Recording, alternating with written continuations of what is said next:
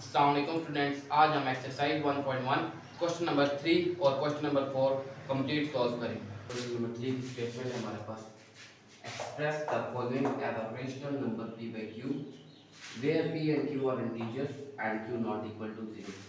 इस स्टेटमेंट में मतलब है क्वेश्चन में हमारे पास एक रेशनल नंबर गिवन होगा जिसे हमने p by q यानी फ्रैक्शन की फॉर्म में कन्वर्ट करना है।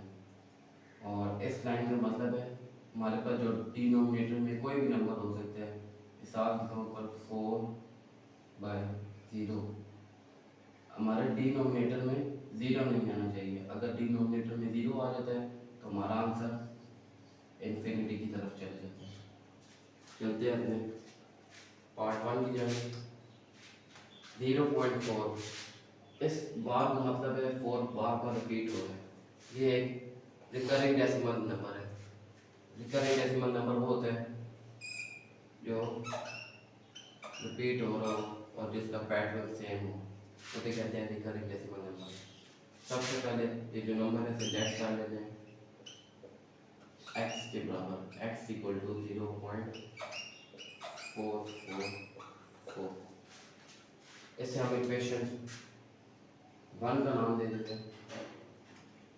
उसके बाद हमने देखते हैं पॉइंट के बाद कितने डिजिट हैं। अगर पॉइंट के बाद एक डिजिट होता है तो इक्वेशन 1 को 10 के साथ मल्टीप्लाई करेंगे। अगर पॉइंट के बाद 2 डिजिट है तो इक्वेशन 1 को 100 के साथ मल्टीप्लाई करेंगे।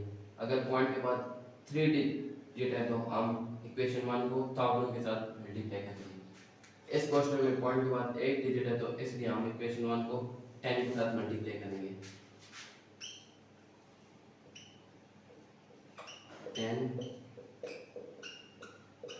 Multiplying by equation 1। 10 को इक्वेशन 1 के साथ मल्टीप्लाई करेंगे, हमारे पास आएगा 10x 4.44। ये जो इक्वेशन है इसे हम इक्वेशन 2 का नाम दे देते हैं। अब ये दो इक्वेशन है इसे आपस में माइनस कर देते हैं। Subtract equation 1 from equation 2। Minus करने के बाद हमारे पास आएगा 10x equal to 4.444, x equal to 0.444। इसे जब माइनस करेंगे 10x में से x निकाल तो हमारे पास रहेगा 9x। 4.44 में से 0.44 निकाल दे तो हमारे पास रहेगा 4। पॉइंट के बाद वो चीज़ें आपस में कटी जाएंगी। 4 में से 0 निकाले 4। 9 हमारे पास इधर मल्टीप्लाई हो रहा है, इधर जाके डिवाइड हो जाएगी।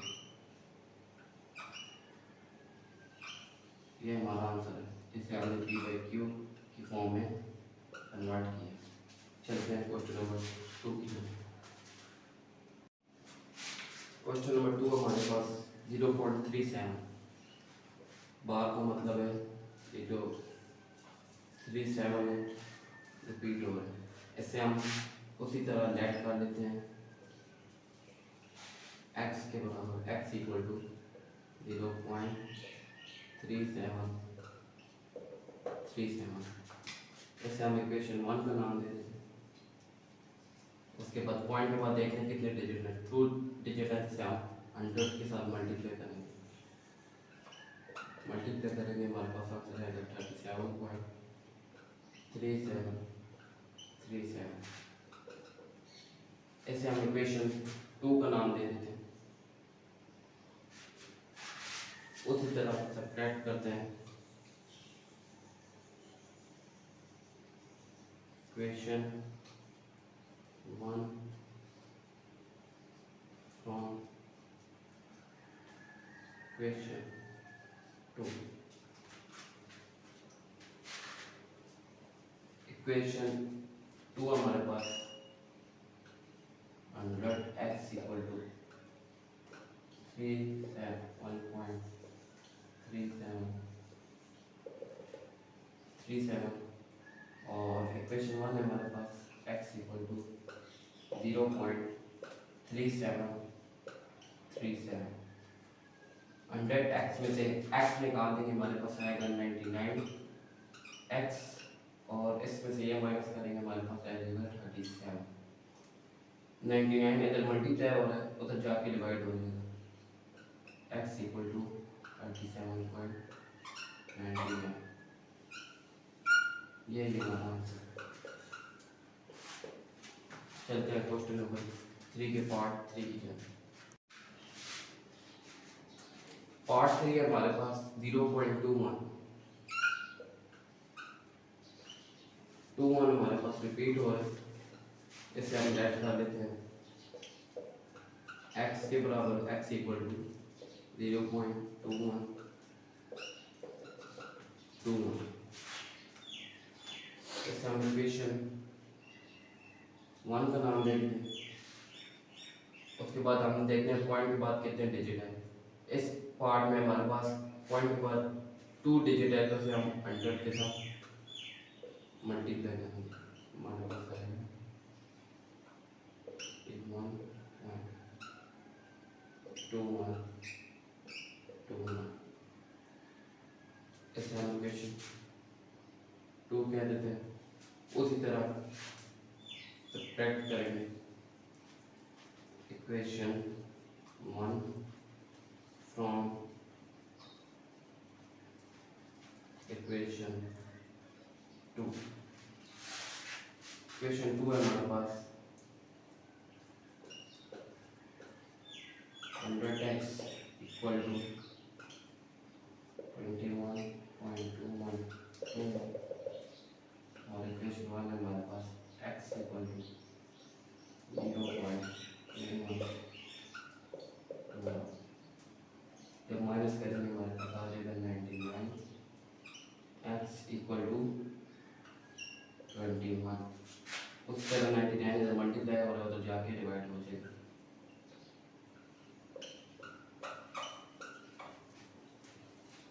ये हमारा इस तरह हमारे क्वेश्चन नंबर 3 के 8 पार्ट्स कंप्लीट सॉल्व हो चुके हैं। Thank you. क्वेश्चन नंबर 4 का आगाज करते हैं। क्वेश्चन नंबर 4 में हमारे पास प्रॉपर्टीज़ के नाम बताने हैं। ये मैंने एक टेबल बना दी है, जिसके ज़रिए हमें प्रॉपर्टीज़ के नाम आसानी से याद भी हो जाएंगे और समझ भी आएंगे। इस खाने में प्रॉपर्टीज़ के नाम हैं। इस खाने में हमारे पास एडिशन प्रॉपर्टीज़ हैं और इस खाने में हमारे पास मल्टीप्लिकेशन प्रॉपर्टीज़ हैं। पहली प्रॉपर्टी का नाम है कुलैयर। ये ऐसी प्रॉपर्टी होती है जिसमें हम कोई भी 3 और 5 कोई भी रियल नंबर है जिसे हम प्लस करें, हमारा आंसर अगर रियल नंबर में है उसे हम कहते हैं closure property with respect to addition. Same उसी तरह 3 और 5 हमारे पास रियल नंबर है और इन्हें हम मल्टीप्लाई करें और हमारा आंसर भी कोई रियल नंबर है, इसे हम कहेंगे closure property with respect to multiplication. ये पेपर में इतना ज़्यादा नहीं आती, ये सिर्फ एमसीक्यूज के लिए याद रखें। और दूसरी प्रॉपर्टी है हमारे पास कॉम्यूटेटिव। कॉम्यूटेटिव प्रॉपर्टी में 2 नंबर है जिसे हम ऐड कर रहे हैं और इन दोनों का आंसर सेम आ रहा है। सिर्फ फ़र्क कितने हैं, इनका ऑर्डर सेम है 4 5 को पहले लिख दिए और 4 को बाद में लिख दिए, लेकिन इन दोनों का हम अगर आंसर देखें 4 + 5 9, 5 + 4 9, ऑर्डर सेम है। इसे हम कहते हैं commutative property with respect to addition. और इसमें भी 2 नंबर है जिसे हम मल्टीप्लाई करें और आंसर हमारे पास सेम आएगा, लेकिन इनका ऑर्डर सेम नहीं है। ये देखें 4 × 5 हमारे पास 20 है, 5 × 4 हमारे पास 20 आएगा। ऐसी प्रॉपर्टी जिसे हम प्लस या मल्टीप्लाई करें, ऑर्डर उनका डिफरेंट हो और आंसर उनका सेम आए, ऐसी प्रॉपर्टीज को कहते हैं कॉम्यूटेटिव प्रॉपर्टी। तीसरी प्रॉपर्टी है हमारे पास एसोसिएटिव प्रॉपर्टी। इन प्रॉपर्टीज में ऑर्डर्स तो सेम होता है लेकिन ब्रैकेट्स अलग अलग लगी होती है। पहले देखें आखिरी 2 नंबर पर ब्रैकेट्स है और इधर शुरू में ब्रैकेट आ गया, इन दोनों का भी आंसर सेम आएगा। इस प्रॉपर्टीज को कहते हैं associative property with respect to addition. और ये दूसरी है, ये भी उसी तरह खाली प्लस का साइन है, इधर मल्टीप्लाई साइन आ गया, ब्रैकेट एंड में थी इसमें और इधर ब्रैकेट शुरू में आ गई है। ऐसी प्रॉपर्टी जिनका ऑर्डर सेम हो और सिर्फ ब्रैकेट्स आगे पीछे हो, ऐसी प्रॉपर्टीज को हम कहते हैं associative property with respect to multiplication. चौथी प्रॉपर्टी है हमारे पास डिस्ट्रीब्यूटिव प्रॉपर्टी। 3 multiply 4 plus 5। 3 को सबसे पहले हम 4 के साथ मल्टीप्लाई करेंगे, हमारे पास आएगा 3 मल्टीप्लाई 4, फिर प्लस का साइन, उसके बाद 3 को हम मल्टीप्लाई करेंगे 5 के साथ, 3 मल्टीप्लाई 5। ऐसी प्रॉपर्टी को हम कहते हैं distributive property with respect to distributive property of multiplication with respect to addition. अगर इधर दरमियान में माइनस आ जाए, उसी तरह 3 को इसके साथ मल्टीप्लाई करेंगे, फिर माइनस का साइन, फिर 3 को 5 के साथ मल्टीप्लाई करेंगे। ये इस प्रॉपर्टी का नाम है distributive property of multiplication with respect to subtraction. ये जो प्रॉपर्टी है ये भी उसी तरह, लेकिन इसमें का नाम चेंज हो जाएगा।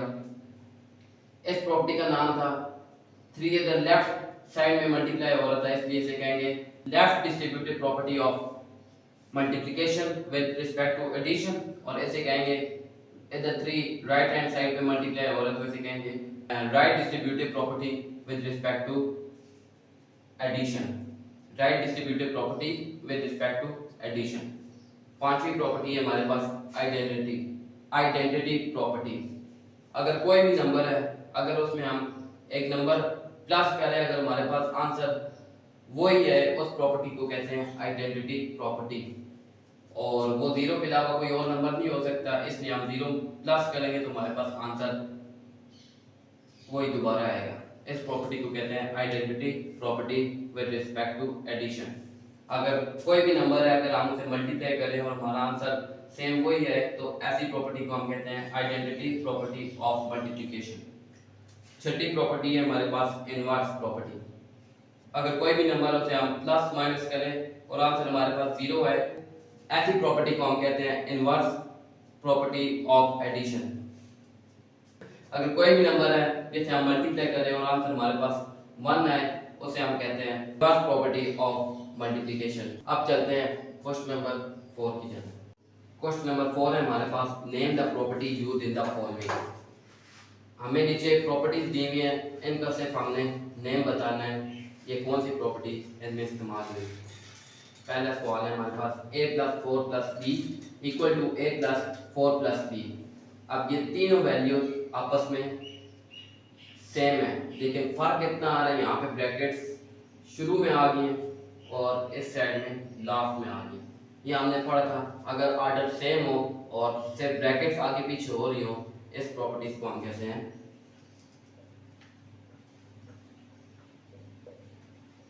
Associative property of addition. Addition तब है क्योंकि इधर सिंबल प्लस का यूज हो रहा है, अगर मल्टीप्लाई होता तो हम लिखते हैं एसोसिएटिव प्रॉपर्टी ऑफ मल्टीप्लिकेशन। इधर प्लस यूज हुआ है, इसलिए हम इसे कहेंगे associative property of addition. Part 2 है हमारे पास √2 + √3 इक्वल टू √3 + √2। अब इनका ऑर्डर सेम नहीं है, लेकिन वैल्यूज आपस में सेम है, तो ये हमने पढ़ा था, ये हमारे पास होती है commutative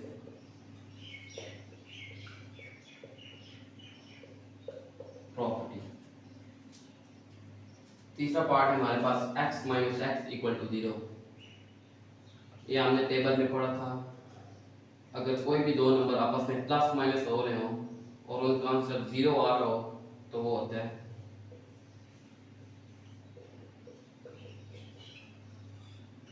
additive inverse.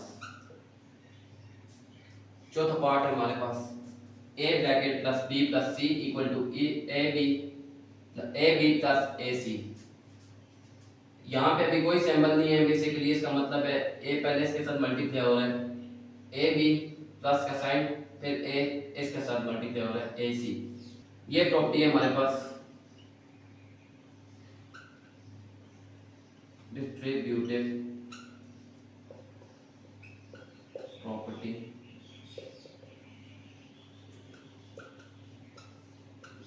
Of addition.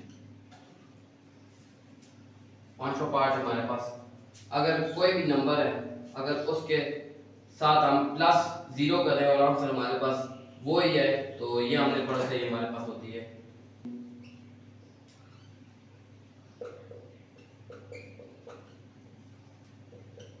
Additive identity. छठे पार्ट में हमारे पास उधर प्लस था और इधर मल्टीप्लाई आ गए, तो ये हो गई हमारे पास मल्टीप्लिकेटिव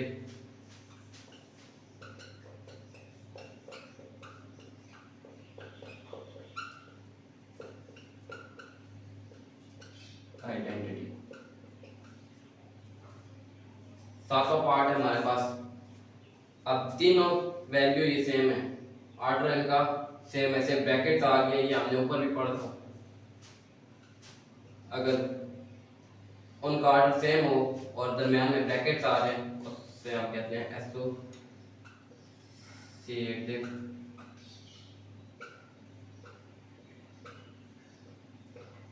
प्रॉपर्टी ऑफ मल्टीप्लिकेशन। यहाँ पे मल्टीप्लाई है इसलिए हम मल्टीप्लिकेशन लिखे, इधर प्लस था इसलिए हमने एडिशन लिखा। लास्ट पार्ट है हमारे पास। आठवें पार्ट में हमने पढ़ा था, अगर इनका ऑर्डर सेम ना हो तो इसे हम कहते हैं कम्यूटेटिव प्रॉपर्टी। इधर कोई सिंबल नहीं है, इसका मतलब ये ए मल्टीप्लाई बी आपस में मल्टीप्लाई हो रहे हैं, ये हमारे पास आएगा कम्यूटेटिव प्रॉपर्टी। इस तरह हमारा क्वेश्चन नंबर 4 कंप्लीट सॉल्व हो चुका है।